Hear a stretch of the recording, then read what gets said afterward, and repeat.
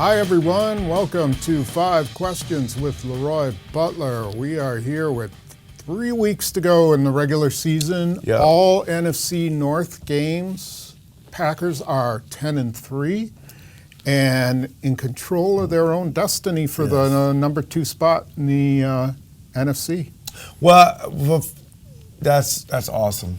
And I want to congratulate Matt LaFleur for being the first coach in Packer history to win 10 games in his first year. That's unprecedented. I mean, after 6-9-1, I mean, what Matt LaFleur has done is remarkable. He's exceeded maybe a lot of people's expectation, but not only that, he does it in such a way that his team can be themselves.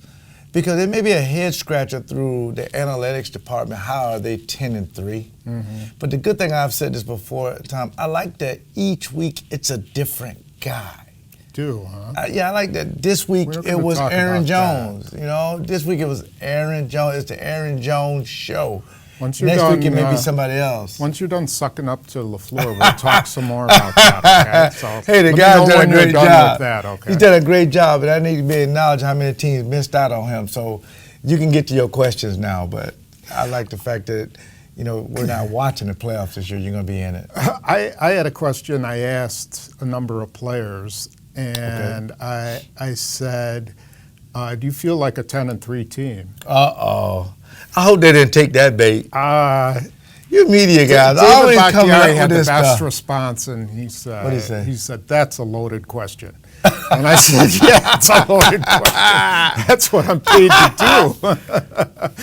And then he said, and he had an interesting, I thought, response, which he said, you know, in the past, they thought they had to score 40 points every game to win. Yeah. You know, and they would regularly score a lot of points, but it was a lot of pressure. And he said now they're winning games in all different kinds of ways. Yep. Which is sort of what you were saying. Mm-hmm. I do, though, wonder about the offense. What I still maintain they don't have an identity.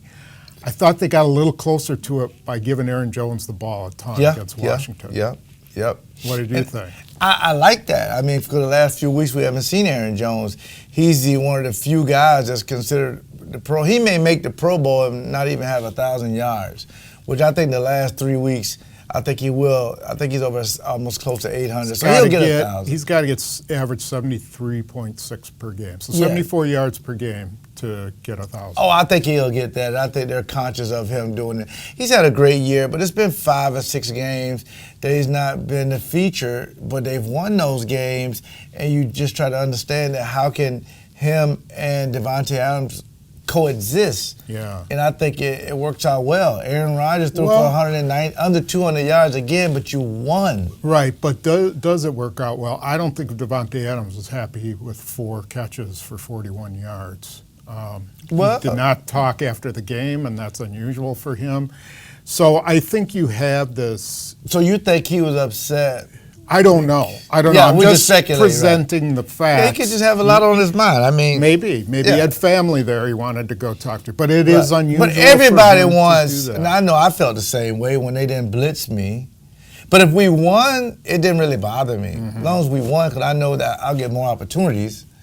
But receivers are built different. They always want the ball. So. Yeah. I think the game against Washington was significant in this manner that Washington's a better defense than people gave them credit for. Oh, yeah. They're a pretty decent, solid defense. And I thought the Giants were a pretty decent defense. Their secondary is young, but after not being able to run the ball against the Giants, they lined up, they used 3 tight ends, and they pounded the ball. Yes. And yes, they only won 20-15, but that's the kind of thing you have to do in the playoffs. If a team says we're going to take this away from you, you have to still be able to do what you do. That's a good point, because in December when the weather changes, because it's going to be cold when you play the Bears, but for the most part, the offensive line has to take over this month. Right, and you got to let them take over. Yes, right. Yes, I agree. Let them do their thing. I think you may have 2 or 3 guys on there that'll be either Pro Bowl or All Pro. Bakhtiari,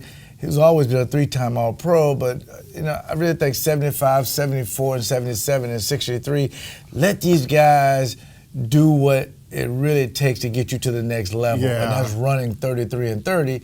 But again, now some people, Davante may have 4 catches again for 50 yards, and the tight ends may have 3 or 4 catches. You got to spread the ball around, and Aaron Rodgers may not have the gaudy numbers he used to have, but you're going to win games. I think that's the most important thing. I think 74 has been a huge addition to that offensive line. I think he'll by far be all rookie, probably be a Pro Bowler. I mean, Jenkins has been, he's been amazing. I mean, many people are rookie linemen on, you go after that guy. So, and Hicks may even come back this week for Chicago. So, you don't want to get ahead of yourselves, but at the same time, let those offensive linemen really start to take over games. So let's go back to that 3 tight ends thing, and we're going to look at that in X's and O's. What was your impression of that, and is that something we could see more often? I love that play. I really do. That's Matt LaFleur. I mean, if you look at the Derrick Henrys of the world, when they played a couple of years ago against Jacksonville, he just ripped them apart for almost 200 yards, and one of them was a long touchdown. But the play that, the tight ends give you something that the illusion of I could go play action, I go max protection, and I can overload one side, almost like in one thing you pointed out, like unbalanced.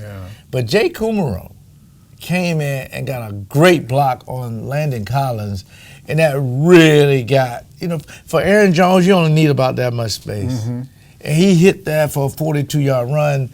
That's amazing when you can do that. Yeah, and I also wonder if Tanyan and Sternberger can give them some things that, Graham had a couple of big catches, but I'm also thinking to myself, okay, what if that was Tanyan out there with the ball in the open field or on that deep crosser that Graham couldn't really adjust his body. He looked every month of his age on that one. He was running, his legs just gave out. I've been there before.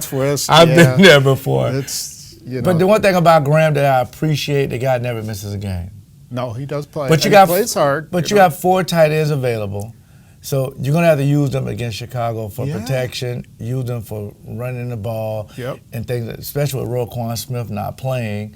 So you really got to use those guys, and I think, so stay tuned for X and O. We're going to drop a signature Matt LaFleur run play that McCarthy really didn't have in his arsenal. He was about throwing the ball deep and stuff like that, but I like the way they run the ball this month. So the passing game is a little bit inconsistent, and some of it I think you can point to Rodgers just missing on some balls. We saw him miss some throws. We saw some instances when Washington dropped 8 guys into coverage and they had no answer for it. I don't know what to make of their passing game and whether it's just going to have to be, Jones and play action. That's going to be your offense? I don't know. I think it was 3 passes I know Aaron wished he had back. He missed guys that were wide open. Jimmy Graham was one. Aaron Jones was another one. The pass he threw to Aaron Jones when he was backed up on 3rd, I think 18 was amazing. That was a nice throw. I mean, he threaded a needle right between like 3 guys. That's vintage Aaron Rodgers. I think I've never seen this many guys this wide open that was missed. And I think it came from formations that caught other defenses by surprise. So you're saying that maybe there is good stuff going on? Because I look at it and I'm like, I keep waiting to see all the crossing routes and things where guys are breaking open and getting the ball on the run, and I don't really see it. And, and they did a lot of that, and for some reason, like the one to Aaron Jones, he missed him on a sluggo, a slant and go. Davante Adams coming underneath, he was wide open. You also had a couple other, the tight end going a deep crosser, he was open. Aaron got to hit those guys. He has to hit those guys, especially when you get great protection. But you also say that if Aaron's going to hold on to the ball, then the strip sack is just something you don't need on tape. So he has to get rid of the ball and just make sure it's going. Especially just this week. Yeah, this week, because Chicago's defense, they're going to bring 5 or 6 guys. They have nothing to lose. They're trying to get into the playoffs. So with that being said, I think the Chicago game, to me, Tom, is a must-win for Chicago if they want to stay in the playoffs. And if you're the Green Bay Packers, you got to continue to win.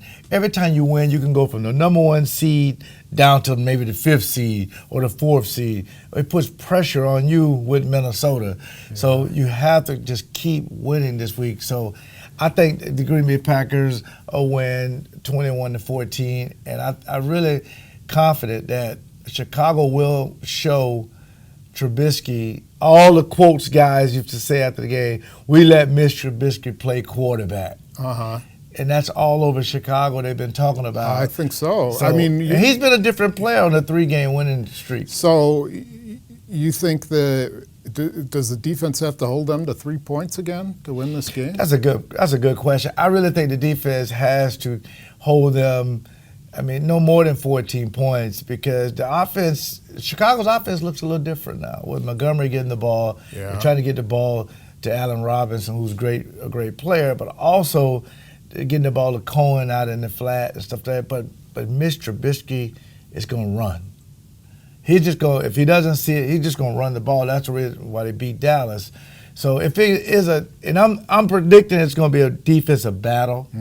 Because they have a great defense, and I think anytime, you can go after the quarterback with the Packers, you're going to have an opportunity to make some big plays.